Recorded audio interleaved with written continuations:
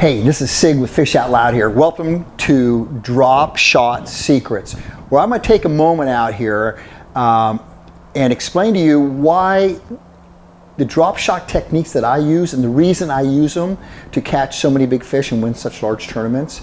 I'm going to start out with the worm. My favorite worm that I use, and I don't care what worm you want to use, just make sure it floats, is the robo worm. My favorite is the 6-inch fat tail, but I also use the 4.5-inch curly tail. Sometimes you have to downsize, okay? The line I like using is 6 to 8 pound fluorocarbon. I'll usually stick with the 6 pound, but I will go up to 8 pound if I have to. The weights I like to use is a little 1/8 ounce drop shot weight, 3/16 ounce, and a 1/4 ounce. Now my favorite is the 3/16, okay? So right here you'll see this one, I've got lead, but when the money's on the table, I will go to tungsten, okay? So when I'm out pre-fishing, having fun, it is just lead, but I will upgrade to the tungsten because it's smaller in diameter. Now, here's what I've done is I have an exposed hook. By the way, the hooks that I use are the Owner 2/0. They're mosquito, okay? And I also have a regular worm hook. They call it a rig-in hook, which is a 2/0. But mainly I fish with an exposed hook. Why is that? Well, when that bass comes up, and a lot of times they come up from behind, when they bite down on it, my odds are just to lift up the rod of hooking that fish are so much higher than if I have the hook not exposed. Hope that makes sense. Also, you'll see here, I've got 6 inches between the weight and where I tied off the drop shot. Now, in this video, and maybe I'll add it, I'll show you exactly how I rig a drop shot, okay? But you see the worm is 6 inches. Okay, this is what a lot of people don't do. It's 6 inches between the weight and the hook, and the worm is 6 inches. If I use a 4.5-inch curly tail, guess what I'm doing?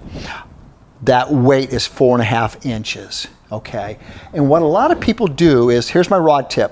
They'll take this and start doing this, and that worm is flopping and the weight's coming up. You don't want to do that. You might want to practice in a pool to see for yourself or in a bathtub. But this worm floats, so this whole worm should be floating, and this weight should be touching the bottom. And what you want to do is you want to do this with the tip. But you want the line. You want to be fluttering the line, not the whole bait and the weight, but fluttering the line. What happens is that line works its way down, and that worm will start doing this. Okay, that is a killer target for any bass. When they see something like that and they see that kind of fluttering a little bit, okay, and they just come up from behind it, and next thing you know, that bait's swimming off, and all you have to do is just lift up, and you got them. Now, again, I usually fish the exposed hook because I have the sure thing. Don't have to worry about anything else. But I will use this in really, really, really tight cover, okay?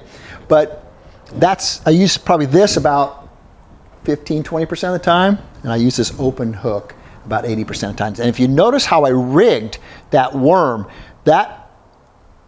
the bottom of the worm is right here, and then the top of the worm.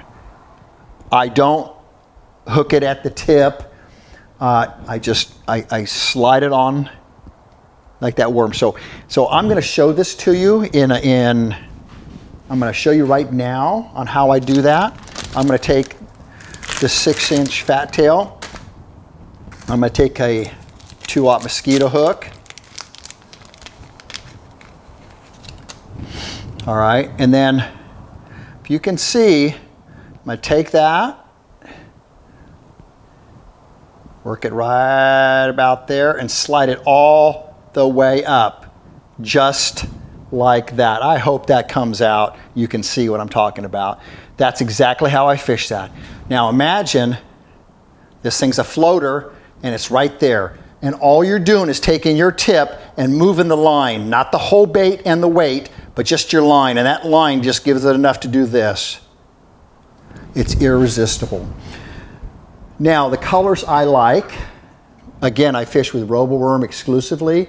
The color I like is the Margarita Mutilator number 3. It has a red flake in it.